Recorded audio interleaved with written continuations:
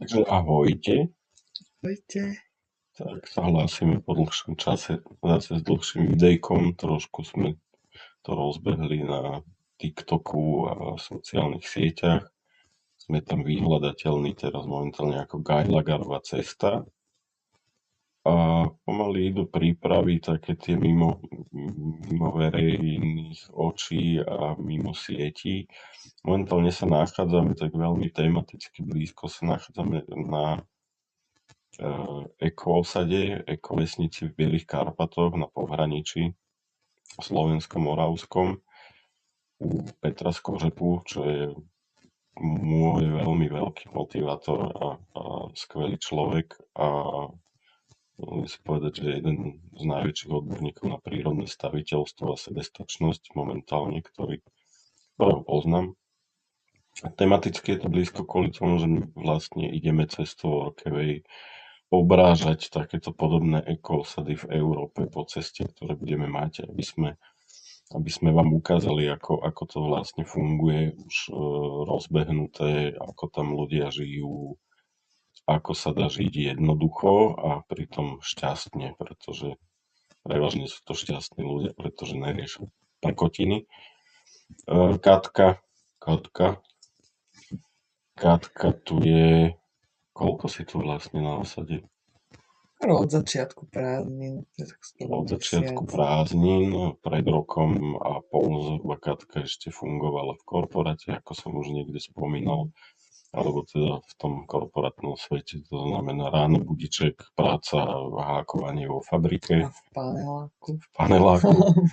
Takže teraz si to skúšať takto komunitne trochu, kde určite si musela nejaké zmeny aj v nastaveniach svojich spraviť, že? Veľké zmeny. Hlavne som spomalila a užívam si tu slameno zhodnený domček a pokoj a kľud.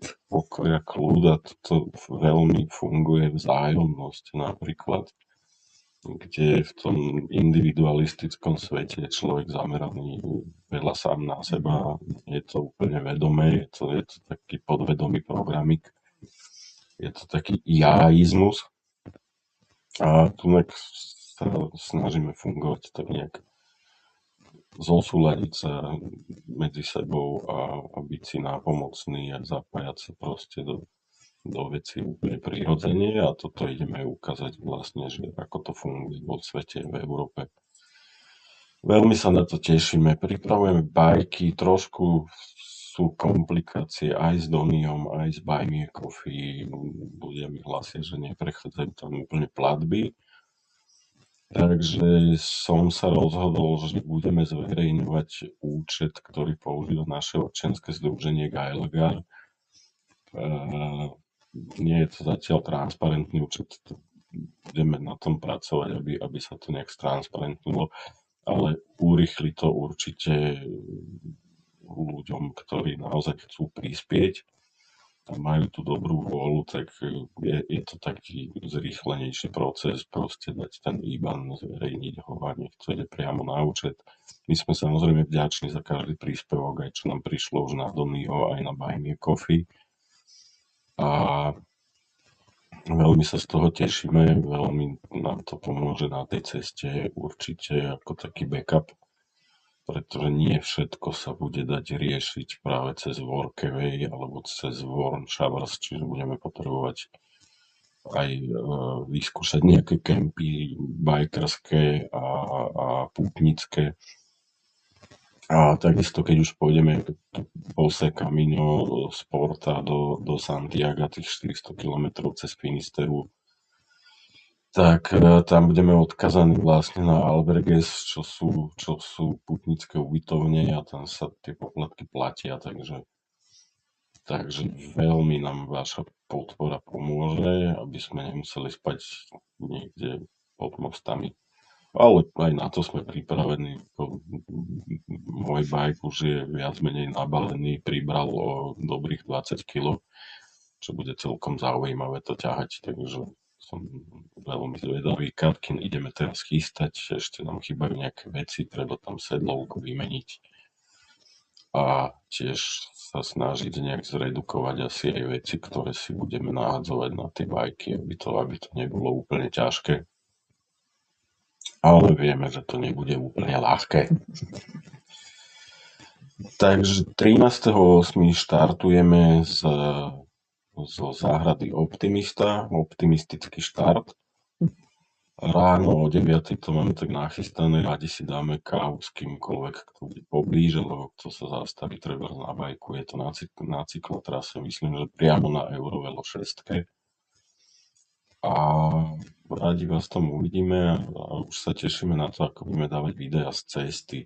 Keďže na nejakú vážnejšiu techniku sa nám zatiaľ nepodarilo sa nám ani zohnať, ani vyzbierať na ňu, tak prdíme na to, ideme normálne s mobilnými telefónmi.